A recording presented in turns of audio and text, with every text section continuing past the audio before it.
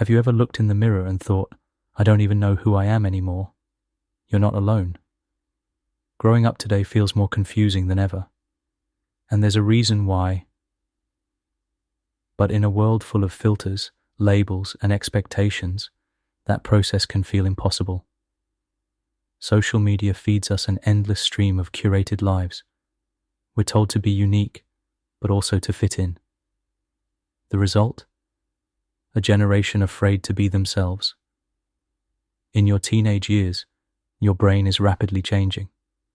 Your prefrontal cortex, responsible for judgment, identity, and emotional regulation, is still under construction. At the same time, society starts asking big questions. What are your plans? What do you believe in? What kind of person do you want to be? But how can you answer when you're still figuring out the question? Psychologist Erik Erikson called this phase identity versus role confusion. It's a time when you ask, who am I? Really? Without clear answers, you may cling to roles others give you. The smart one, the rebel, the shy girl, the funny guy. Each label feels safe, but also limiting.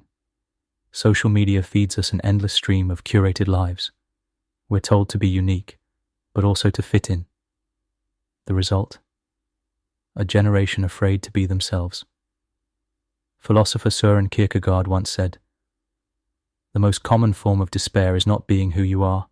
Today's teens live under a microscope. Social media tells you how to dress, talk, look, even feel. There's pressure to be confident, but not arrogant. Be different, but not weird. Be ambitious, but not too ambitious." This confusion can cause what psychologists call identity diffusion, a feeling of being scattered, unfocused, or emotionally numb. You may ask, am I really living or just performing? I am not what happened to me. I am what I choose to become. Long before TikTok and Instagram, philosophers were thinking about this same struggle. The Greek philosopher Socrates said, "The unexamined life is not worth living." He believed confusion was the starting point of wisdom. Kierkegaard, a 19th century philosopher, believed the biggest fear isn't being wrong, it's being inauthentic.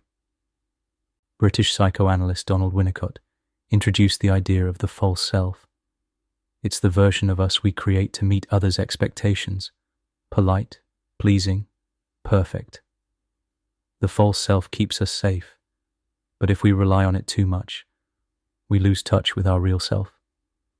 This is why some teens feel empty even when they're liked, because deep down, they're not being seen, they're being watched. But the real self? It's messy, it's uncertain, it doesn't have all the answers, but it asks the right questions. Here's the truth. You don't need to find yourself, because you're not a fixed object. You're a process, a becoming. Every book you read, every challenge you face, every moment you sit quietly and ask why, adds a layer to who you are. Confusion is not a sign of failure. It's a sign that you're awake. Let go of the idea that you need to be complete at 15, or 25, or even 50. Some of the wisest people in the world live with questions, not answers. The privilege of a lifetime is to become who you truly are. So if you feel lost, if you feel like you're wearing a mask, if you feel like you're not enough, pause. Breathe. You're not behind. You're not broken. You're becoming. And that is the most powerful thing a human can do.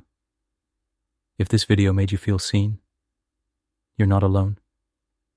Subscribe for more deep dives into the mind, the self, and everything in between.